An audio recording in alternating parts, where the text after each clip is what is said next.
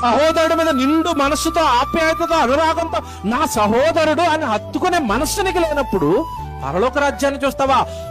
నీ ప్రభు, నా ప్రభు, పరలోకానికి చేర్చవలసిన ప్రభు చంపిన వాళ్ళను క్షమించి పరిశుద్ధాత్మ దేవుణ్ణిచ్చి సంఘంలోకి చేర్చుకుని వాళ్ళకి వాక్యం ఇచ్చి వాళ్ళని పరలోకానికి సిద్ధం చేస్తుంటే దేవుని కుమారుడుగా, దేవుని కుమార్తెగా చెప్పుకుంటూ పగలు, కక్షలు, అల్లరి, కేకలు, పప్ప ఏం అర్థమైంది? హక్కుదారుడుగా నీ హక్కును కోల్పోతున్నావు.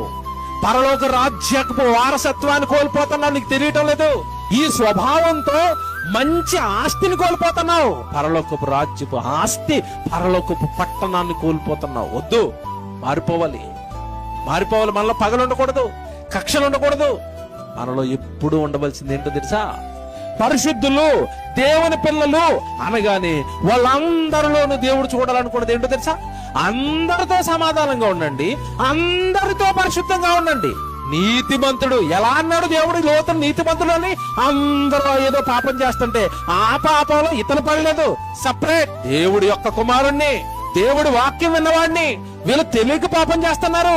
వీళ్ళకి ఇది పాపం అని తెలియక చేస్తున్నారు. దేవుణ్ణి ఎరిగిన నేను చేయకూడదు. అందరితో సమాధానం, అందరితో ఏముండబెట్ట?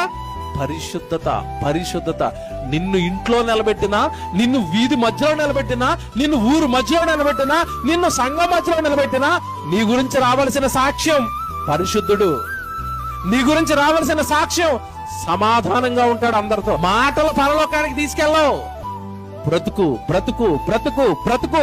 బ్రతుకులో దేవుని పిల్లలు అంటే అందరితో సమాధానం, అందరితో ఏముండాలి? పరిశుద్ధత.